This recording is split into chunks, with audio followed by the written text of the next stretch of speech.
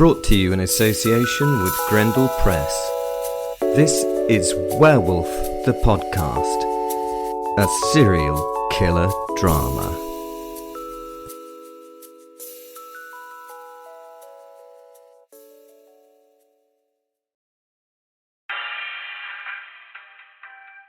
Fenrir, wolf soul. The lift was right quiet now, not silent, no, not silent because of that bloody music, that infernal fucking music, bastarding girl from fucking Ipanema, but one note out to serve for copyright infringements. Oh, well, I suppose in this case, one note out to put you through hell. Or maybe it was because of these cheap bastards who run this podcast. That way they don't have to pay for the fucking song, do they? Silence, well, silence would have been kinder, wouldn't it? Not that, they shouldn't be kind in any way. We were going to hell after all, weren't we, eh? But silence would have been, proper nice for proper preparation for hell, like. Silence has dignity. Silence allows the dead, the damned, and the very old to think. Not that Will thinks, he don't, does he? He just sort of reacts. I keep going on about it, but it weren't silence. It were thin, cheerful scrape of infernal music pushed through brass speakers by something that had once heard Joy described and had hated the old total fucking idea.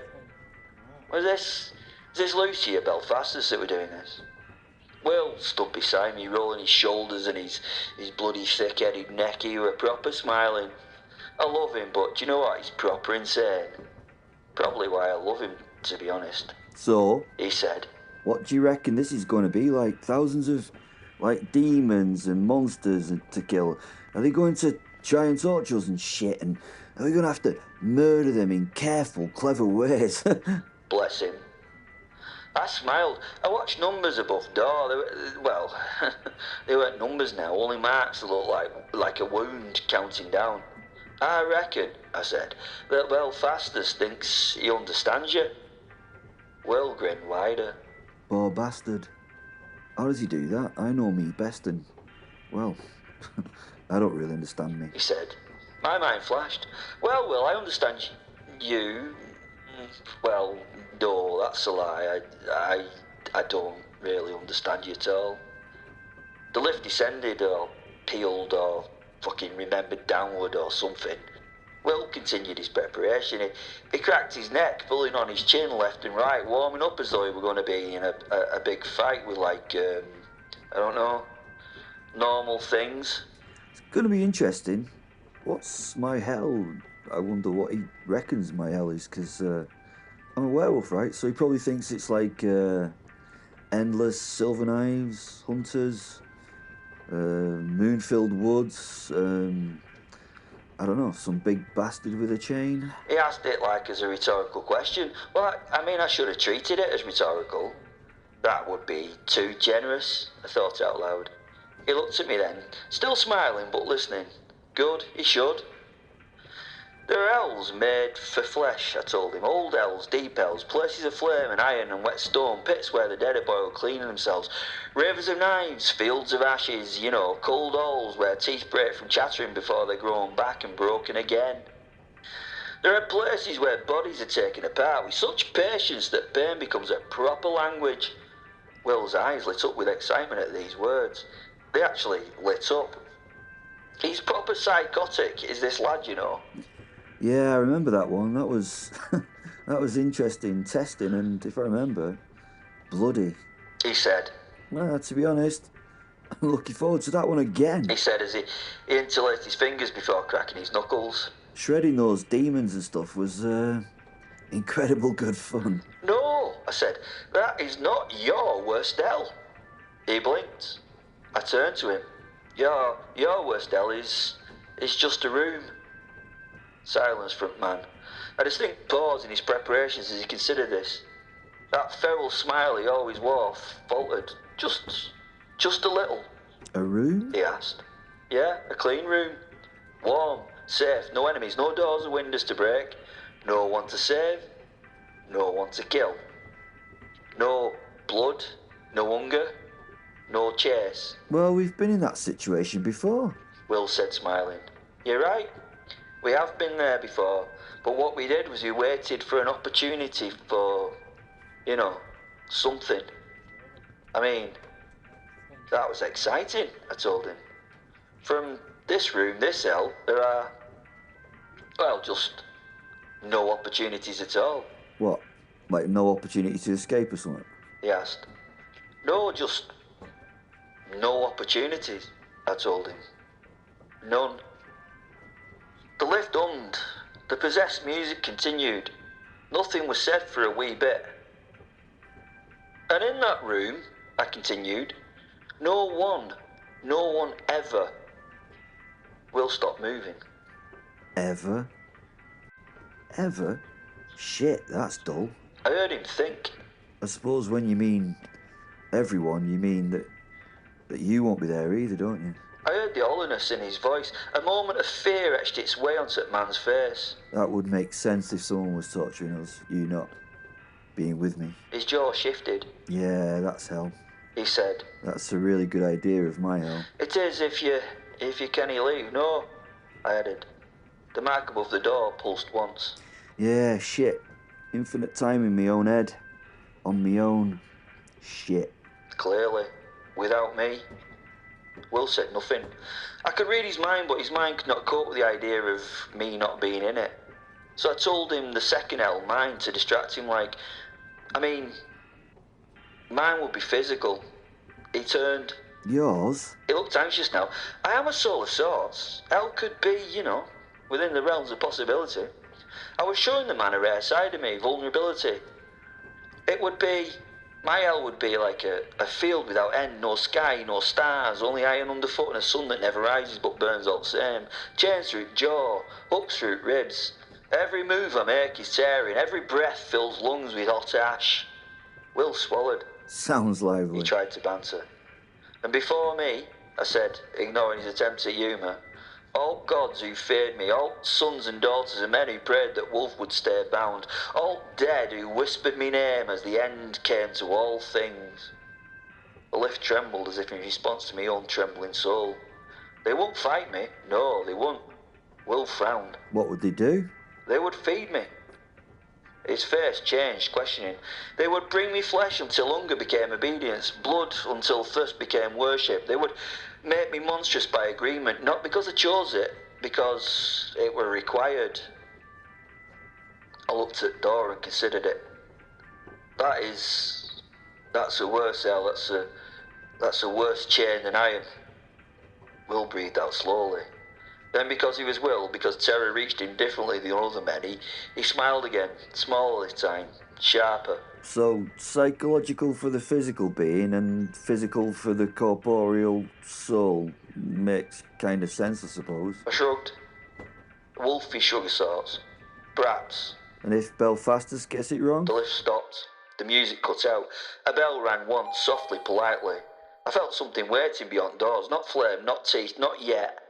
Will leaned forward, almost trembling with delight. Fen? Yeah? Do you think it'll be, worse than both? Doors began to open.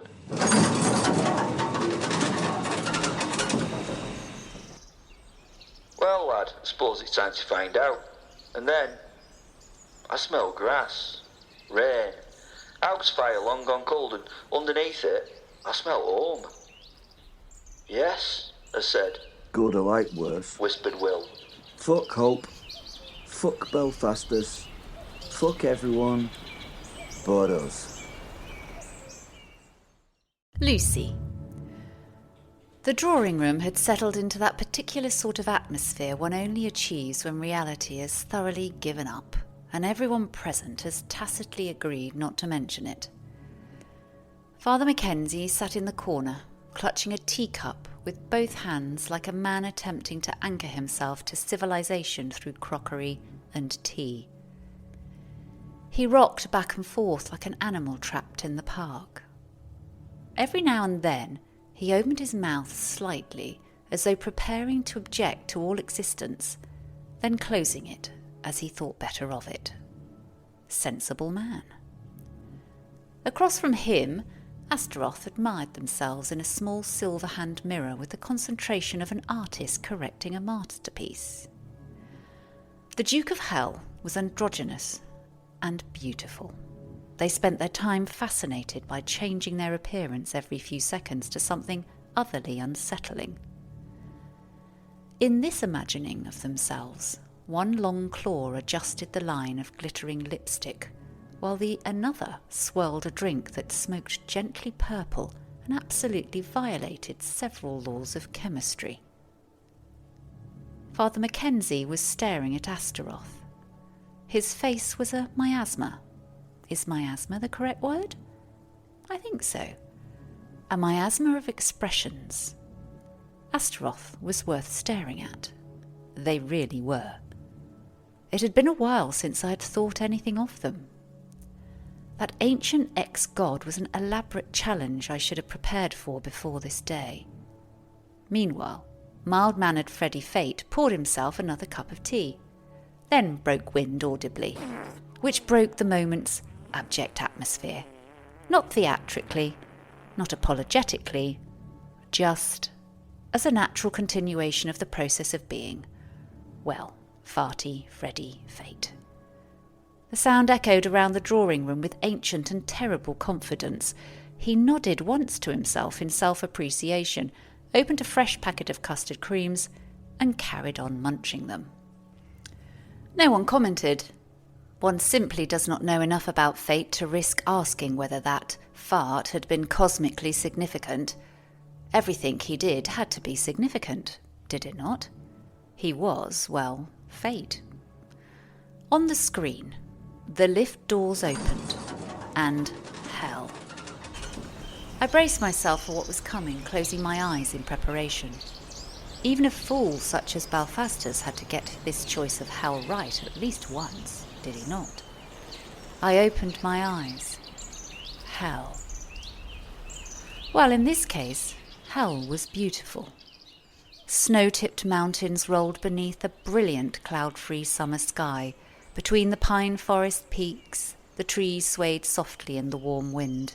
Birds took flight and alighted. Rivers gleamed silver and were stuffed with salmon. Huge herds of reindeer moved peacefully in the distance beneath sunlight so perfect it looked painted. Wil stared. His terror-filled eyes changed to... Fenrir stared. His terror-filled eyes changed to... A simple description is required. Not terror-filled. They both slowly looked at one another and smiled. Wil's smile brought out the handsome radiance of that more than male face. Fenrir smiling was also a sight to behold. A shadow wolf showing more teeth than should ever be shown in good humour. Behind me, Belphastus made a small, uncertain noise. I laughed immediately, a rich, delighted laugh. "Oh, Belphastus," I sighed happily, "you've done it again." On screen, Wil and Fenrir shifted. The soul leapt into the man. Nothing. No hard cinematic transformation. Just a change. The great black wolf emerged from nothing like a living storm front, enormous paws tearing into flower-covered hillsides, as the two souls merged fully into one impossible beast. And then they frolicked. There's no dignified word for it. Frolicked is what I saw, and frolicked is what it was. A pure, unadulterated frolic. They rolled through the grass, they bounded through the streams, snapping at the fish that flew through the water before them. Wil's manic joy bled through the wolf form so strongly that even Fenrir's ancient dignity eventually lost the battle, and the gigantic wolf chased butterflies before remembering it was an apex horror thing. Then it spotted the reindeer. Its eyes widened. The hunt began. Belphastus stood abruptly. No! He pointed furiously at the screen. No! No! No! This is not how this board functions! I smiled into my port. And yet... He snarled and thrust both hands outward. Empathy! The sky above the wolf split open. A gigantic white weather balloon descended into view. perfectly round, perfectly harmless looking, with one single word painted upon it in enormous, cheerful letters. Empathy. It tethered itself neatly to the wolf's tail, somehow tied unbeknownst to the monster. The beast stopped, looked behind itself, paused. Then it immediately began spinning in furious circles, trying to bite it. The balloon bobbed harmlessly away. The wolf lunged again, missed. Again, missed. The gigantic ancient embodiment of destruction rolled down a hillside trying to attack a floating emotional concept tied to its backside. The balloon remained pristine. Branches bent around it, rocks avoided it. Physics itself appeared sympathetic to its mission. Fenrir's voice echoed faintly from the wolf as it crashed through a small forest. Fenrir, this feels symbolic. Wil, I hate it. Belphastus folded his arms smugly. Now, He announced to the room. they shall experience every ounce of guilt, every death, every victim, every moment of suffering they ignored.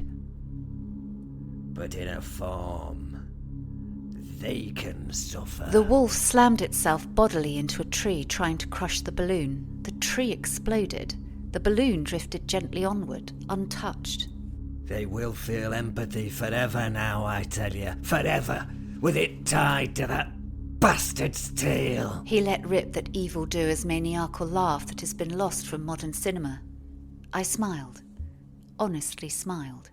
Because this, dear listener, was funny. Oh dear, I said softly. You attached emotional growth to a creature whose first instinct is property damage. The wolf was now attempting to bury the balloon underground by digging at speeds usually associated with industrial excavation. The balloon bobbed patiently above the hole. The monster was looking absurd. I clicked my fingers. A door appeared on the screen. Just a door. There was nothing to be a door in, but it was there. And that door immediately burst open. The Amazombie delivery pair of Berts shuffled in, carrying an absurdly large sewing pin between them like priests transporting a sacred relic. Special delivery for, home. One of them tried to read the clipboard it held, but failed.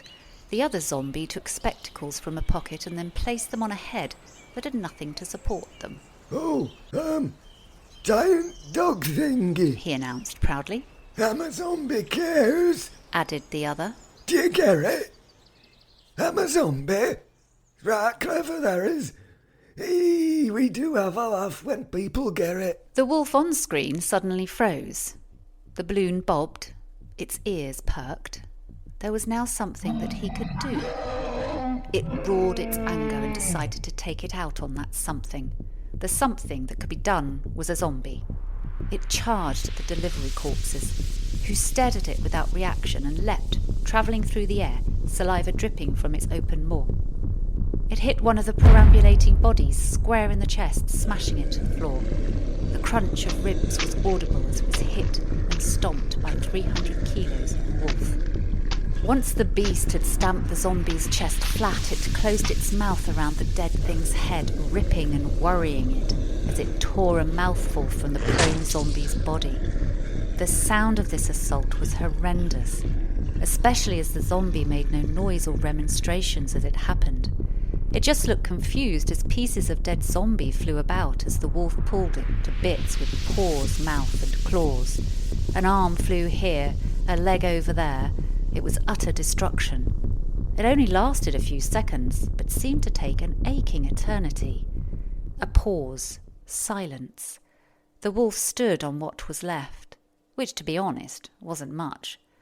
It breathed hard for a moment, spat from its mouth, contents to the floor, sighing with satisfaction, before lifting its head to the sky and howling its joy. The luckless Bert's head rolled to stop right in front of the other Bert's boot. Silence. Then Bert's head somehow turned to face the full corpse Bert. Physically impossible. Oh, why is it always bloody me? And why don't you bloody do naught about it? he asked the other bird, who seemed to be looking near the talking head with an eye socket that contained not an eyeball but a pickled egg. We have to at least take this one to HR, Bert. Said bodiless Bert. I swear, I saw nothing, Bert. Said pickled egg eye. I thought you were playing with a puppy. Belphastus laughed, and for the first time Astaroth viewed the screen. Avarice in those pits of eyes. It seems that you are foiled by your own sword. Belphastus announced at me. Our eyes went back to the screen. The wolf snarled and shook the saliva from its mouth as it prepared to spring at the next thing it could destroy. The other Bert. The head on the floor yelled. Bloody stop it, will you? You bloody nutter. The wolf stopped. It jinked its head trying to locate what was talking like a large dog does.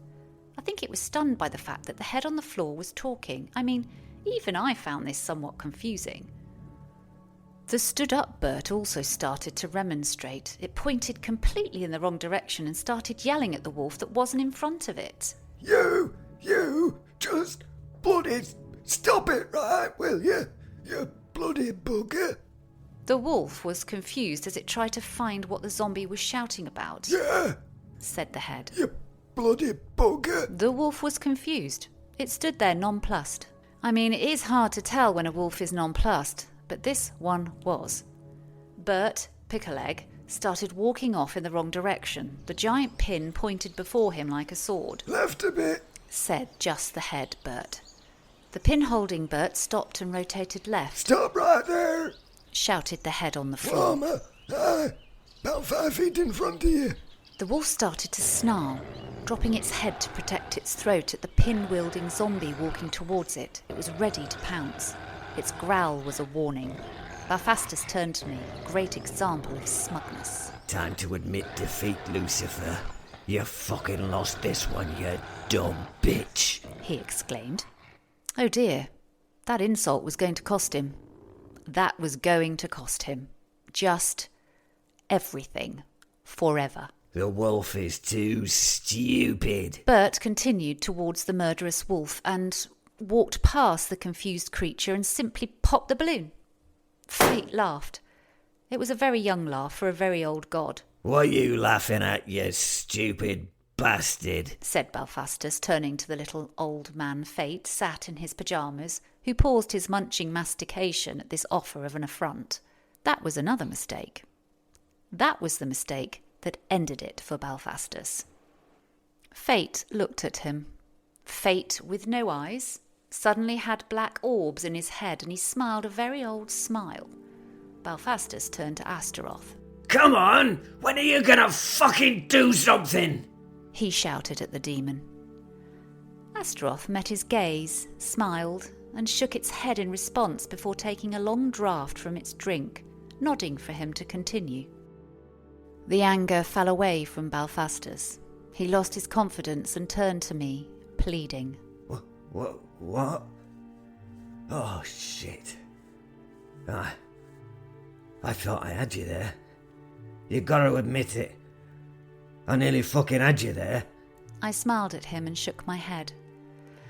I felt a little sorry for him. He knew it was over for him. He laughed. He hadn't had a chance, really, but in the spirit of the moment, "You were close," I lied. "I mean, what do you expect? I'm the devil.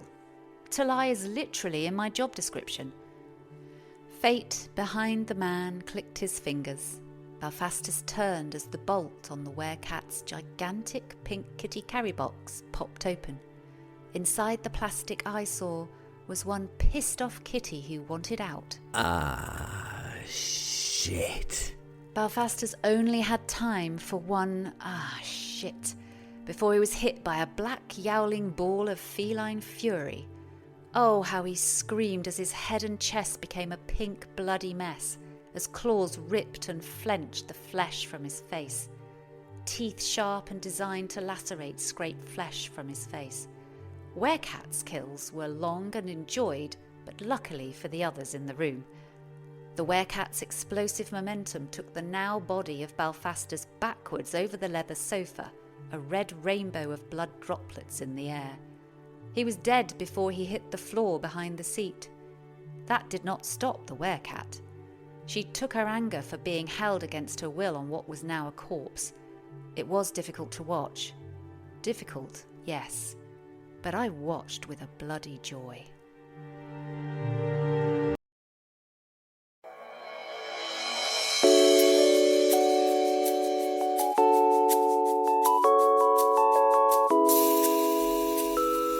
Brought to you in association with Grendel Press. This is Werewolf, the podcast, a serial killer drama.